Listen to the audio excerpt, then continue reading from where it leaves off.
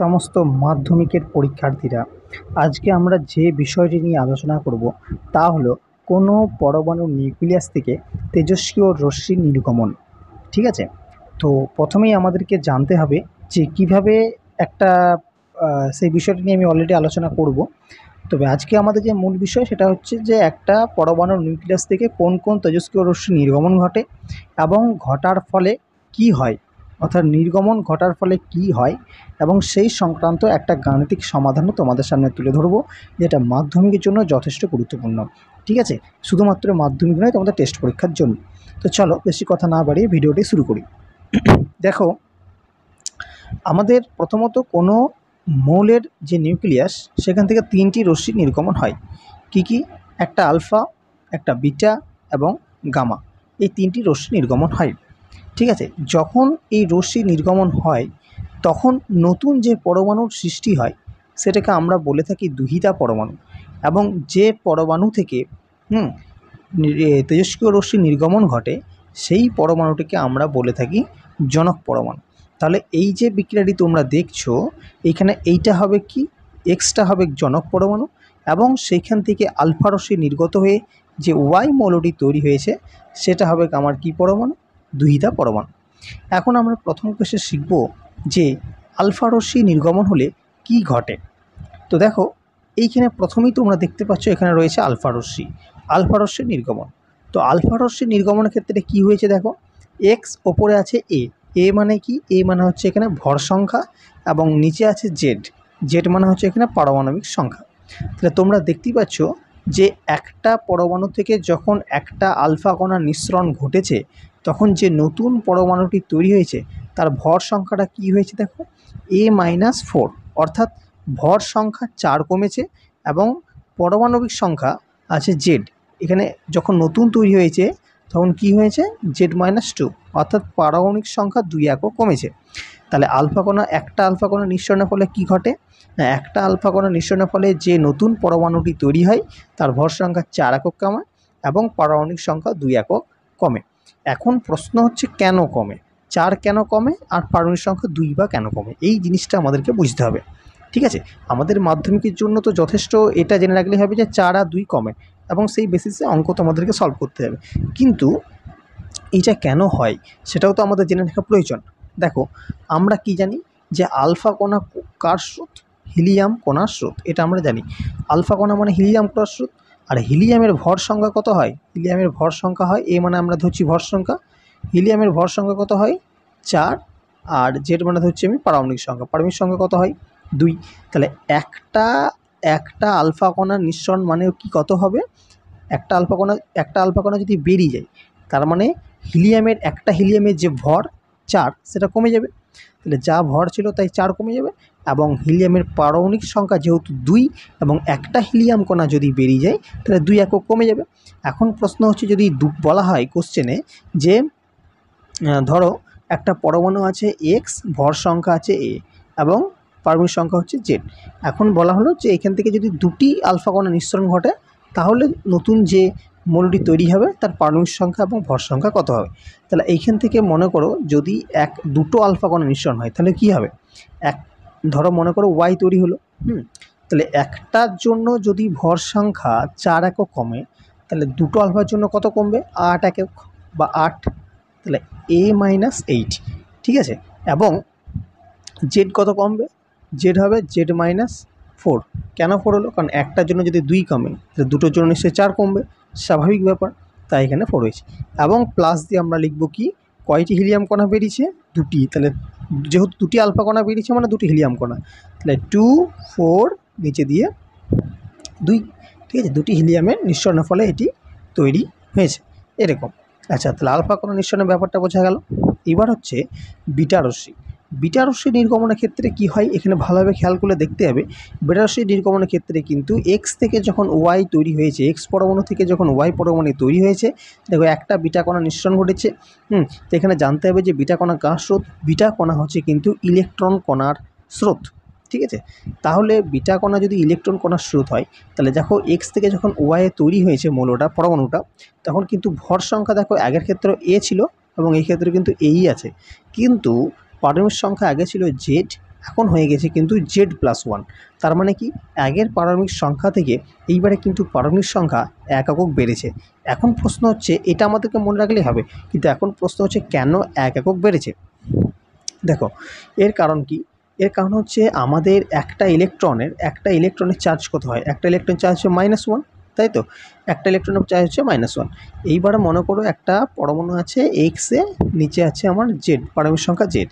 এইবারে যেহেতু ইলেকট্রনে কোনো ভর নেই, মানে নির্দিষ্ট কোনো ভরের পরিবর্তন হয় না, একটা ইলেকট্রন বেরোয়, ইলেকট্রনে তো কোনো নির্দিষ্ট ভর নেই, তার ইলেকট্রনের ভর সে তাই ওইটা তখন মনে করো ওয়াই পরিবর্তন হলো, ওয়াই এটা, আচ্ছা ভুল করলাম, ওয়াই যখন পরিবর্তন হচ্ছে তখন ভর সংখ্যার কোনো রকম পরিবর্তন হবে না, আর জেডটা কী হবে, 1 একক বাড়ছে। কেন 1 একক বাড়ছে, কারণ দেখো, কারণ হচ্ছে এক্স থেকে যখন আমার একটা ইলেকট্রন বেরোচ্ছে, তার মানে কত, এক্সের যে ভর সংখ্যা পারমাণবিক সংখ্যা থাকবে তার থেকে আমার কত কমবে, -1 কমবে। কেন -1 কমবে, কারণ ইলেকট্রনের পারমাণবিক সংখ্যা -1, পারমাণবিক সংখ্যাটা বলা যাবে -1, ঠিক আছে, একটা ইলেকট্রনের জন্য -1। ওই জন্য যেহেতু একটা বেরোচ্ছে তাই জেড থেকে -1 মাইনাস হবে, মানে -1 কমে যাবে। তাহলে দেখো জেড মাইনাসে মাইনাসে আমরা কি জানি প্লাস, তাহলে Z+1, ওই জন্য এখানে কিন্তু 1 বৃদ্ধি পায়। নেক্সট হচ্ছে আমাদের ইলেকট্রনের ভরটা 0 হয়, উপরে দেখতে পাচ্ছ 0, ঠিক আছে, ওই জন্য ইলেকট্রনের কোনো ভর নেই,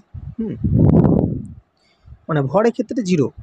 নেক্সট হচ্ছে গামা রশ্মি নির্গমনের ক্ষেত্রে এখানে দেখো পরিষ্কারভাবে বলা আছে, কিন্তু গামা রশ্মি নির্গমনের ক্ষেত্রে কিন্তু কোনো রকম পরিবর্তন হয় না, অর্থাৎ ভর সংখ্যা এবং পারমাণবিক সংখ্যা কোনো রকম পরিবর্তন হয় না। কেন কি, ভর সংখ্যা পারমাণবিক সংখ্যা, কারণ এটা হচ্ছে তোমার গামা রশ্মি নির্গত হয়, তো গামা রশ্মি তো কোনো তোমার এটা ইলেকট্রোম্যাগনেটিক ওয়েভ, এর তো কোনো মানে তড়িৎচুম্বকীয় তরঙ্গের স্রোত, তো এর তো কোনো ভর সংখ্যা বা পারমাণবিক সংখ্যা নেই, তার এই কোনো পরিবর্তন হয় না।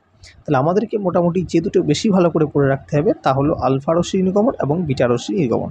এই দুটো জিনিস একটু বেশি ভালো করে পড়ে রাখতে হবে, এবং এর সাথে একটা জিনিস মনে রাখতে হবে যে একসাথে কিন্তু আলফা রশ্মি, এই যে লাইনটা আছে, একসাথে কিন্তু আলফা এবং বিটা রশ্মি নির্গমন হতে পারে না, কিন্তু আলফা বা বিটার সাথে গামা রশ্মি নির্গত হতে পারে, ঠিক আছে, এই জিনিসটা আমাদেরকে মনে রাখতে হবে। আচ্ছা এইবার তোমাদের একটা সমাধান করে দেখাবো, ঠিক আছে, এই যে তোমরা এটা দেখতে পাচ্ছ তোমাদের জন্য নিয়ে এসেছি, যেটা এখানে দেখো অনেকগুলো বিক্রিয়া দিয়েছে এবং বিক্রিয়াটার সমাধান করতে বলা আছে। বিক্রিয়াটার সমাধান এখানে করে দেওয়া আছে, আমি তোমাদেরকে বুঝিয়ে দিচ্ছি যে কীভাবে এটা হচ্ছে।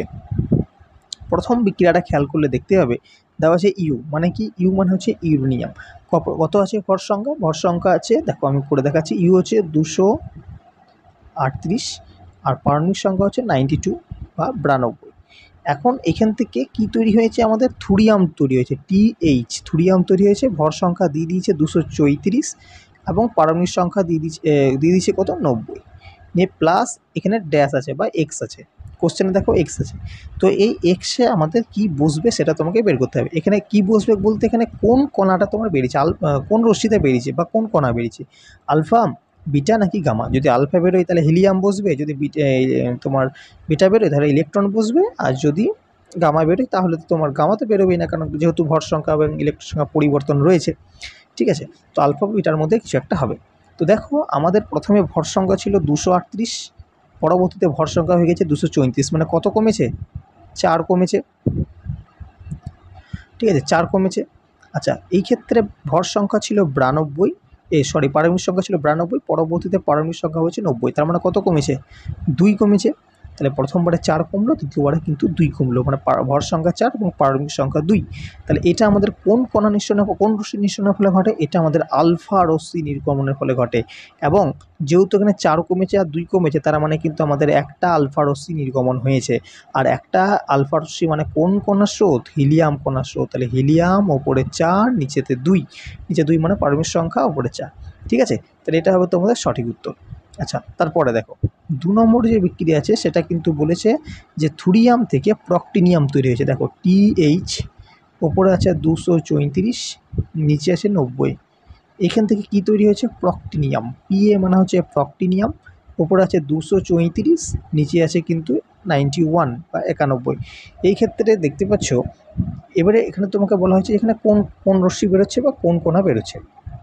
তাহলে কীভাবে করবে, ওপরে ভালোভাবে খেয়াল করো যে এখানে কিন্তু ভর সংখ্যার কোনো রকম পরিবর্তন হয়নি, ঠিক আছে, 234 এখানেও 234, কিন্তু নিচেতে যখন দেখবে পারমাণবিক সংখ্যা থুরিয়ামে ছিল 90, প্রক্টোনিয়ামের হয়ে গেছে 91, তার মানে কত বেড়েছে আমার এখানে 1 বেড়েছে। এবং আমরা জানি যে ভর সংখ্যা অপরিবর্তিত থাকে এবং ইলেকট্রন সংখ্যা পারমাণবিক সংখ্যা 1 একক বৃদ্ধি পায় কোন ক্ষেত্রে, যদি বিটা রশ্মি নির্গমন হয়। তাহলে আমাদের কোন রশ্মি নির্গমন হয়েছে এক্ষেত্রে, বিটা রশ্মি নির্গমন হয়েছে। এবং বিটা রশ্মি মানে কোন কণার স্রোত, বিটা রশ্মি মানে হচ্ছে ইলেকট্রন কণার স্রোত। ইলেকট্রনের ক্ষেত্রে ভর 0 এবং পারমাণবিক সংখ্যার ক্ষেত্রে আমরা কি লিখব -1 চার্জটা, ঠিক আছে। তো ইলেকট্রন কণা নির্গত হয়েছে। নেক্সট হচ্ছে 3 নম্বর। 3 নম্বরের ক্ষেত্রে কিন্তু একটু আলাদা রকম।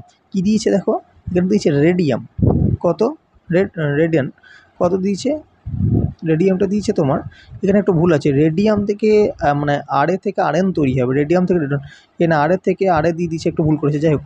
তো আমার 226 আছে ভর সংখ্যা এবং পারমাণবিক সংখ্যা আছে 88, ঠিক আছে। এইখান থেকে আমার তৈরি হবে কিছু একটা তৈরি হবে, কি তৈরি হবে, আরএন তৈরি হবে, ঠিক আছে। তো এখন বলা হচ্ছে যে এর যে ভর সংখ্যা হবে সেটা কত হবে এবং পারমাণবিক সংখ্যা হবে সেটা কত হবে। এবং তোমাকে বিক্রিয়াতে দেখো, এই যে বিক্রিয়াটা আমি 3 নম্বরটা করছি, এখানে ভালো লক্ষ্য করবে আমার কি বেরিয়েছে, এটা হিলিয়াম মানে হচ্ছে আলফা রশ্মি আমার বেরিয়েছে। তো আলফা রশ্মি বেরোলে কী হয়, আমার তো 4 একক কমে, ভর সংখ্যাটা 4 একক কমে, দাঁড়াও, ভর সংখ্যাটা 4 একক কমে, তাহলে ভর সংখ্যা আছে 226, যদি 4 একক কমে তাহলে কত হবে 222, ঠিক আছে। আর পারমাণবিক সংখ্যাটা আমার 2 একক, 2 কমে, তাহলে আছে 88, তাহলে কমে গেলে কত হবে 86, তাহলে আমার ওপরে হবে 222, নিচে হবে 86। এই 3টে সমাধান যদি মোটামুটি বুঝতে পারো তাহলে অনেকটা কনসেপ্ট তোমাদের ক্লিয়ার হয়ে যাবে। এরপরও তোমাদের যদি বুঝতে কোনো রকম বিন্দুমাত্র সমস্যা হয় অবশ্যই কমেন্ট বক্সে কমেন্ট করে জানাবে, আমি সেগুলো সমাধান করে অবশ্যই দেব, ঠিক আছে। এইবার তোমাদেরকে একটা প্রশ্ন, তোমাদের জন্য হোমওয়ার্ক দিচ্ছি, যারা পারবে অবশ্যই করে আমাকে অ্যান্সারটা জানাবে কমেন্ট বক্সে, ঠিক আছে। তো প্রশ্ন হচ্ছে যে U235 ভর সংখ্যা এবং পারমাণবিক সংখ্যা 292, এইখান থেকে একটি আলফা কণা ও দুটি যদি বিটা কণা নিঃসরণ হয় তাহলে কোন নতুন মৌলটি গঠিত হবে। একটা আলফা কণা এবং দুটো বিটা কণা যদি নিঃসৃত হয় তাহলে যে মৌলটি গঠিত হবে তার সংকেতটা তোমাকে লিখে বা বের করে দেখাতে হবে, ঠিক আছে। এটা কিন্তু একসাথে হবে না, প্রথমে একটা আলফা নির্গত হবে, তারপর দুটো বিটা নির্গত হবে, ঠিক আছে। তো এই হোমওয়ার্কটা তোমরা করে দেখাবে যে একটা ইউরেনিয়াম একটা মৌল, সে পরমাণু, সেখান থেকে 235 ভর এবং 92 হচ্ছে ইলেকট্রন পারমাণবিক সংখ্যা, সেখান থেকে একটি আলফা কণা এবং দুটি বিটা কণা যদি নিঃসরণ ঘটে তাহলে নতুন যে মৌলটি তৈরি হবে বা পরমাণুটি তৈরি হবে তার সংকেতটা কী হবে, ঠিক আছে। এটা তোমাদের যে হোমওয়ার্ক রইলো, যারা করতে পারবে অবশ্যই করবে, যারা পারবে না কমেন্ট বক্সে জানাবে, আমি তো সলভ করেই দেখাবো, ঠিক আছে। তাহলে আজকের ভিডিও এখানে রাখছি, দেখা হচ্ছে আবার নেক্সট পরবর্তী ভিডিওতে নতুন কোনো টপিকের সাথে।